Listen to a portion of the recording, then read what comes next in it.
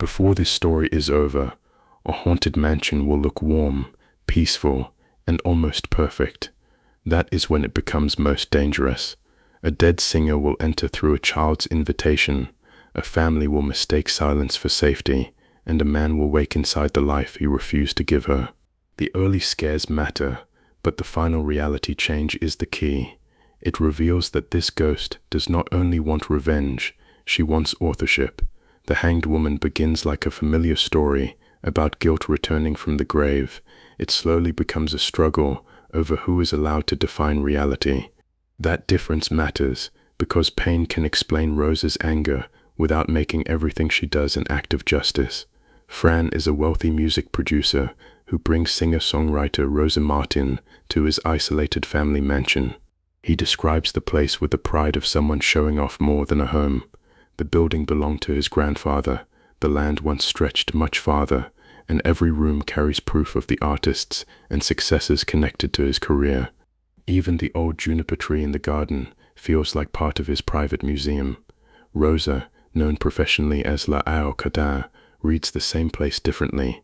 She sees intimacy, permanence, and perhaps the beginning of a shared life. Fran enjoys her attention, but he keeps control of the relationship by deciding when it matters and what it means. To him, it is temporary and strictly sexual. To Rosa, it has already become love. The imbalance is not simply that one person wants commitment and the other does not. Fran encourages closeness while reserving the right to dismiss its emotional consequences.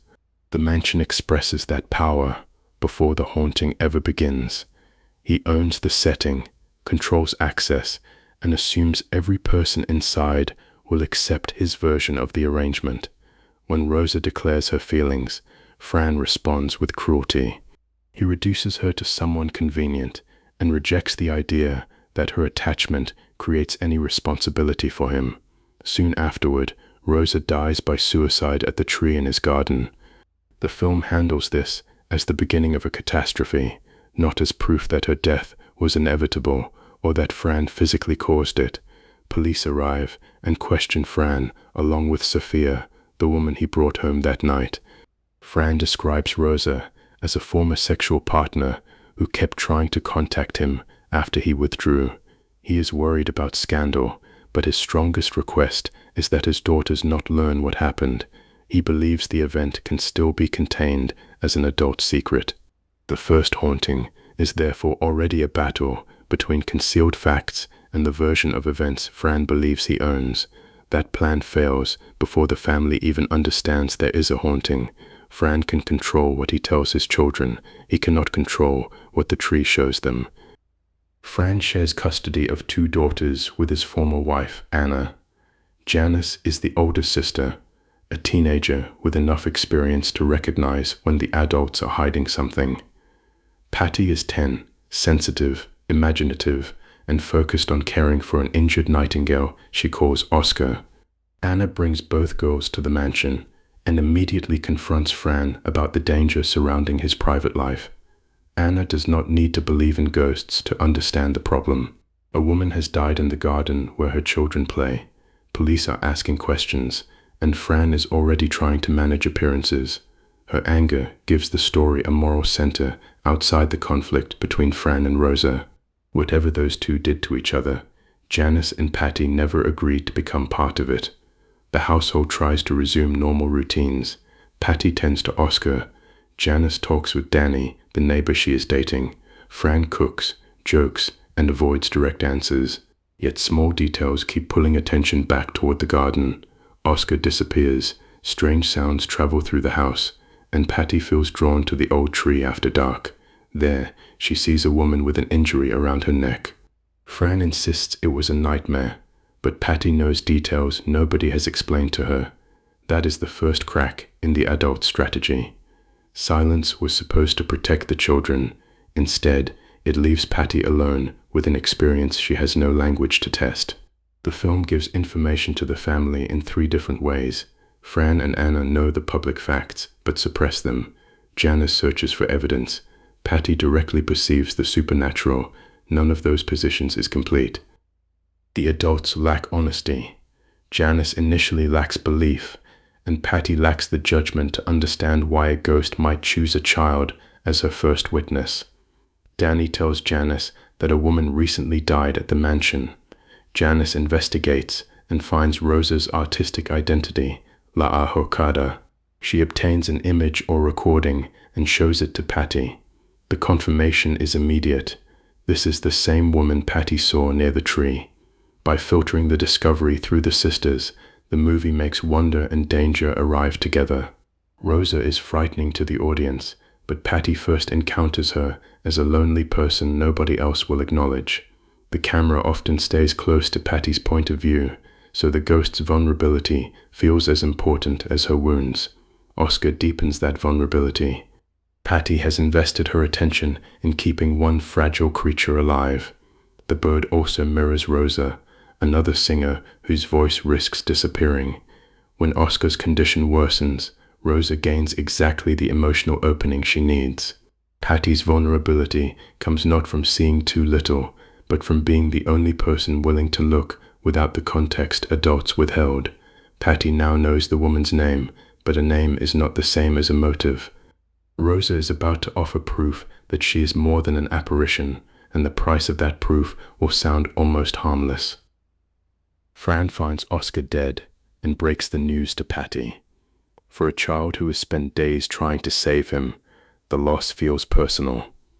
Rosa approaches at the moment when grief has narrowed Patti's choices. She does not threaten the girl.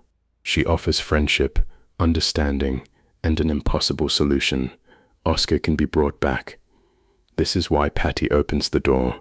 She is not reckless, foolish, or secretly attracted to danger. She wants to undo one death, and Rosa presents herself as the only person willing to help. The manipulation works because it is built around Patti's best quality, her compassion. Rosa explains that the ritual must happen from inside the mansion. She cannot simply cross the threshold with all her power intact. Patti must grant permission. Once the child agrees, the balance changes. Rosa enters, performs her version of magic, and Oscar is alive again. A resurrected nightingale is persuasive evidence, especially when every adult answer has been some variation of, "You imagined it." Janice sees the living bird and begins to believe that Patti's ghost is real. For the sisters, Rosa now looks less like a threat than a protector who has done what their father could not. The later reveal makes the miracle much darker. Adult Patti states that Rosa also caused Oscar's death. If that is true, Rosa manufactures the emergency, solves it in public, and collects trust as payment. She repeats the power structure that once hurt her. One person controls the information, while another makes a choice without knowing its real meaning. Permission is therefore both a supernatural rule and the movie's central moral rule. Fran assumed Rosa's presence in his life did not create obligations he had not chosen. Rosa now decides Patti's consent is valid, even though the child cannot understand what she is inviting inside. Both characters treat technical permission as a substitute for mutual understanding. With access to the house, Rosa's influence expands. Patti calls her a guardian ghost. Rosa teaches her fragments of magic and tells her that dreams can be entered. Oscar remains nearby as living proof that Rosa rewards loyalty. The mansion changes function without changing shape. Its rooms were first Fran's trophies, then a family home under strain. Now they become Rosa's territory. The film does not need a new location, because the horror comes from a familiar space, quietly obeying a different owner. What appears to be a miracle is also a contract written by the only party who knows every term. Fran still thinks his greatest problem is guilt over a secret affair. He has not realized that Rosa can now reach the place where guilt becomes indistinguishable from reality. Rosa leads Patti toward the world of dreams, while Fran begins suffering visions connected to their relationship. In one nightmare, the emotional history returns in distorted form. Rosa wants love, Fran answers with contempt, and the memory becomes an attack. The image associated with Rosa's death turns against him, as if his guilt has developed hands.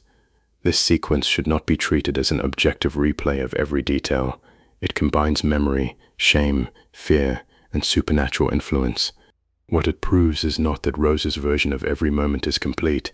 It proves that Fran understands he harmed her, and that Rosa can use this knowledge from inside his mind.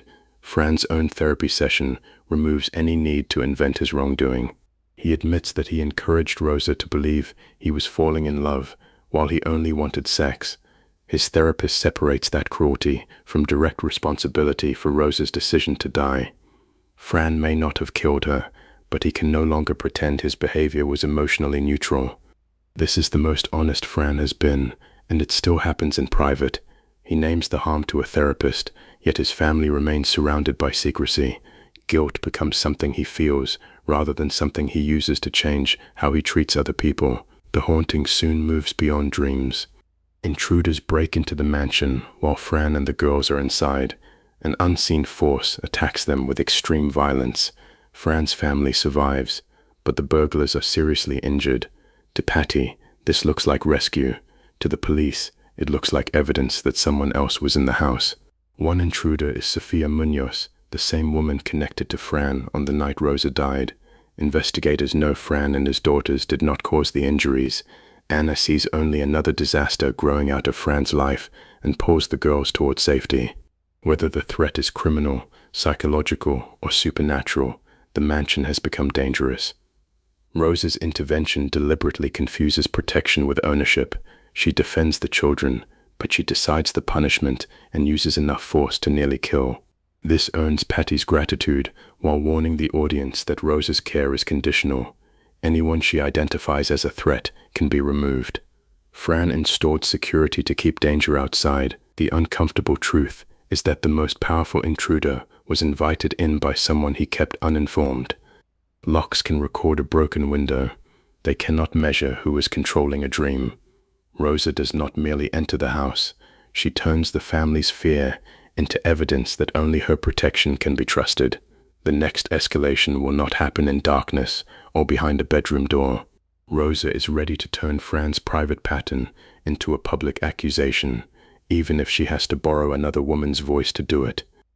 At a joint birthday gathering, the mansion fills with music, guests, and the appearance of normal family life. Then Sylvia begins speaking about Fran's endless appetite for youth, beauty, sex, and attention. Her behavior suggests possession or supernatural compulsion. She invokes Rosa's death and the pain Fran leaves behind, transforming a celebration into a trial. The content of the accusation fits what the film has shown, but the method exposes Rosa's moral collapse.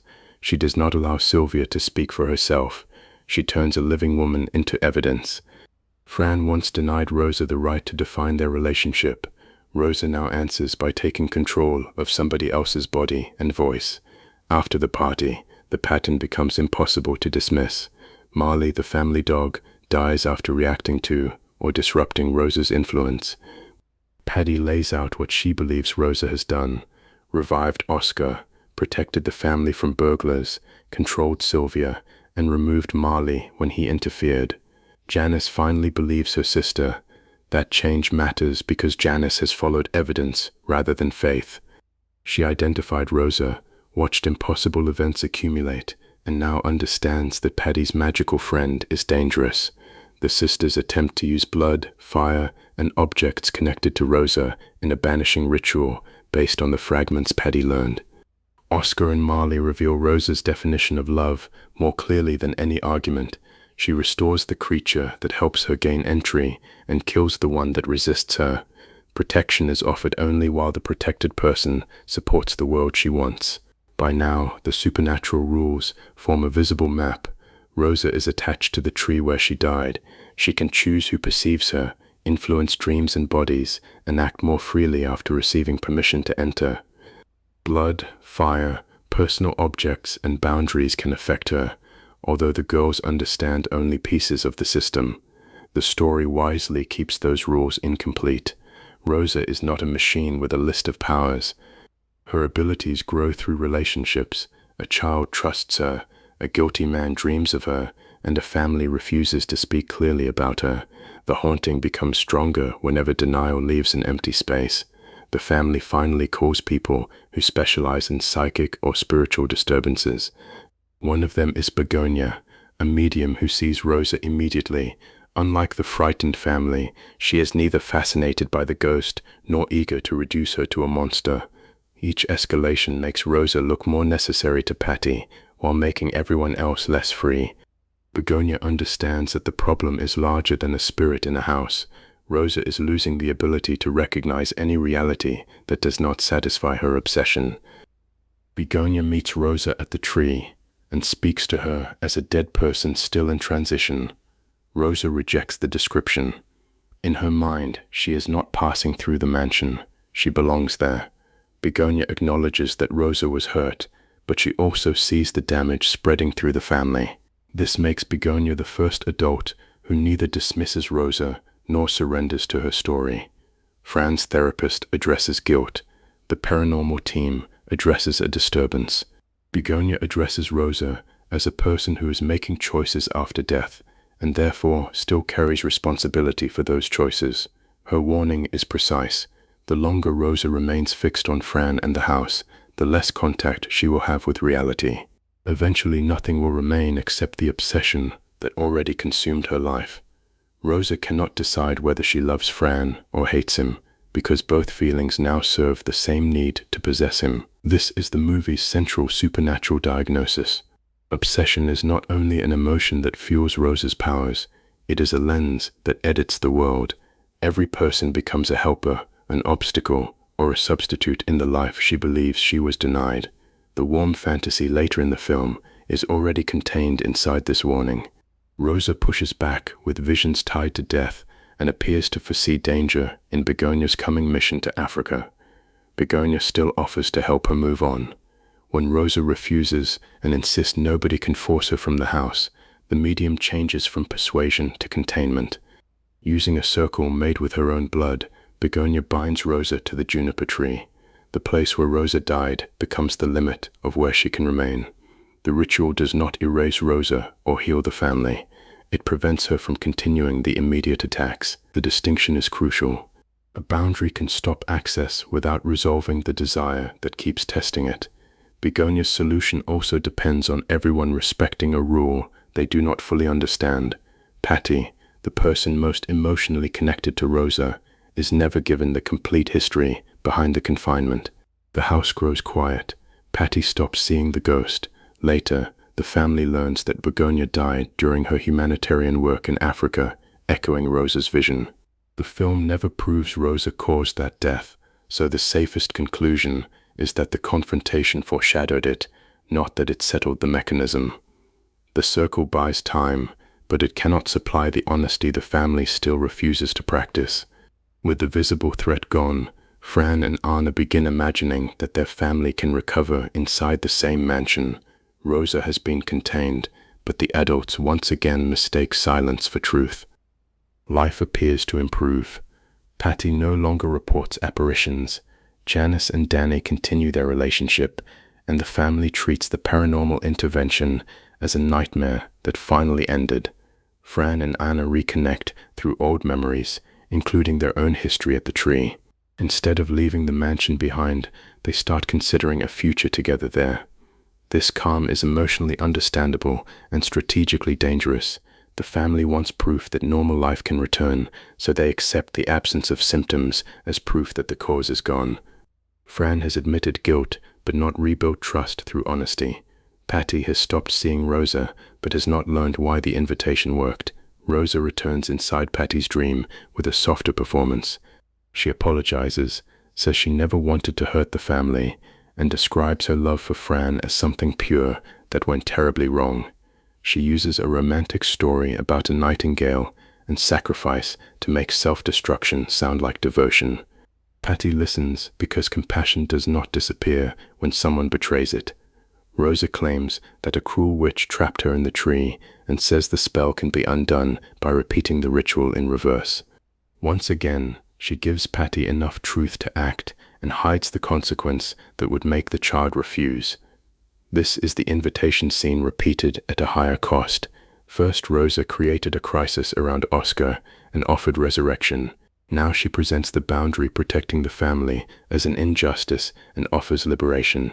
In both cases, Patti technically agrees. In neither case does she possess the information required for meaningful consent. Patti reverses the blood and fire binding. By the next morning, Anna is dead at the tree. Fran finds her, Patti screams, and the story seems to reach its bleak conclusion. Rosa has removed the woman who could rebuild a life with Fran outside her control. Then the movie makes a startling change. The mansion is warm. Rosa is alive, married to Fran, celebrated as a successful singer, and loved by Janice and Patti as a devoted stepmother. The horror we just watched is recast as a series of disturbing dreams Rosa has been suffering. Nothing announces the shift with a clean explanation. The same house is flooded with honey-colored light, affectionate routines, and music. Comfort becomes suspicious because it arrives immediately after irreversible loss. The architecture matches, but its emotional temperature has been rewritten. The false ending succeeds because it offers emotional relief one instant before the film reveals the cost of accepting it. This is not an epilogue and not a simple alternate ending.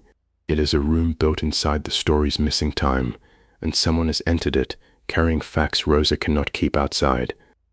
A visiting psychologist asks Rosa about her dreams.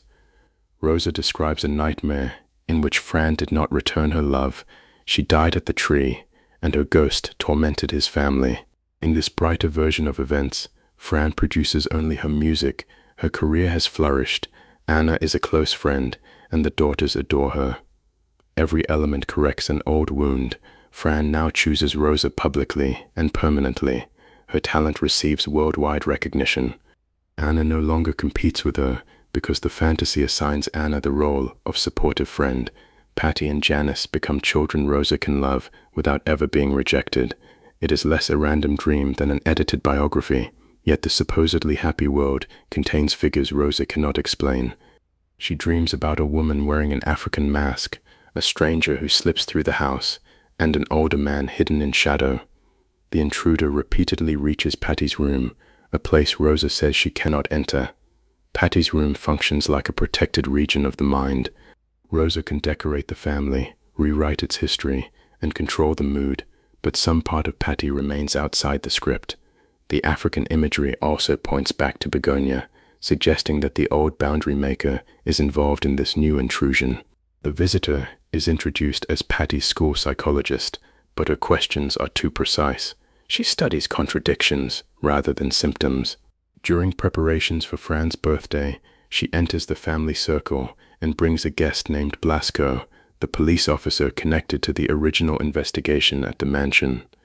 Blasco refers to a woman who died at the tree 15 years earlier. Patti mentions that he once asked questions about Rosa. Dates stop fitting together. People at the party repeat themselves, disappear, or reveal darker versions. The beautiful rooms begin losing their warmth as the story can no longer reconcile its own evidence. The movie destabilizes the fantasy through continuity rather than a sudden monster reveal. A familiar face is in the wrong year. A memory belongs to someone who supposedly never lived it. The lighting and surfaces decay as Rosa's confidence fails. Reality returns first as an accounting problem. Adult Patti's method is the opposite of Rosa's. Rosa maintains control by removing contradiction. Patti introduces witnesses, dates, and consequences, then lets the false world break under their weight. She does not need to overpower the fantasy if she can make its author remember. Reality does not overpower the fantasy with spectacle. It returns as details the fantasy cannot make consistent. When Rosa demands to know who this visitor really is, the answer changes the meaning of the entire movie. The child who opened the door has returned as the adult prepared to close it. The visitor reveals that she is Patti at age 25. 15 years have passed since Rosa died and Anna was killed. The older man moving through the shadows is not an imaginary threat to Fran. He is the real Fran, aged and physically depleted outside the perfect life. Adult Patti explains that Rosa took advantage of Fran's weakest moment after Anna's death and possessed him. She built a world inside or through his mind where the relationship became everything she wanted. Fran loves her, time barely moves, every social role confirms her importance, and no one is allowed to leave. The twist does not erase the first hour. It reveals what those events were preparing. Rosa learned to enter dreams, expanded her power after gaining access to the house, and was warned that obsession would destroy her contact with reality. The 15-year fantasy is the final form of all three rules. Fran has spent the missing years barely living, sleeping, and retreating into the construction while his body deteriorates. His punishment mirrors his original wrong. He once decided Rosa's emotional reality did not count. Now his own perception has been replaced by hers. The symmetry is deliberate, but the movie does not call the sentence fair. Rosa is trapped too. She no longer remembers that she never married Fran or became the star this world celebrates. Her revenge requires constant denial, so eventually she becomes one more prisoner of the fiction. She has achieved recognition from people who can no longer refuse her, which makes the victory empty even before Patti attacks it. Patti also reveals the cost outside Fran's mind. Janice never recovered from Anna's death and later died by suicide 5 years before this intervention. Rosa's perfect family includes a smiling version of someone whose real life was devastated by the haunting. That fact ends any remaining argument that the revenge stayed between Rosa and Fran. Patti does not excuse her father. She understands that his cruelty helped begin the chain.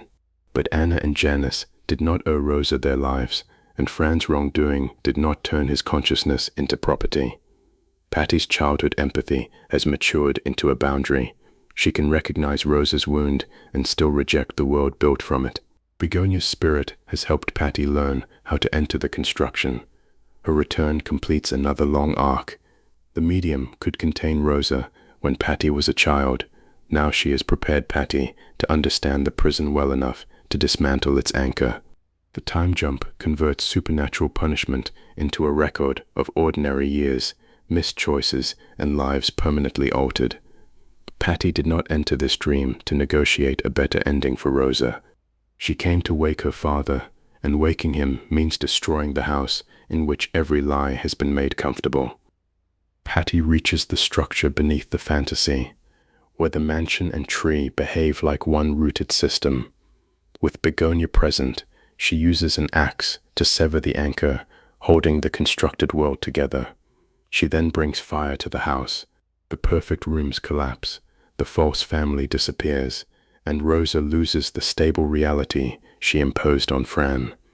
The axe and fire work on two levels. Within the supernatural plot, they break the place-based connection supporting the possession.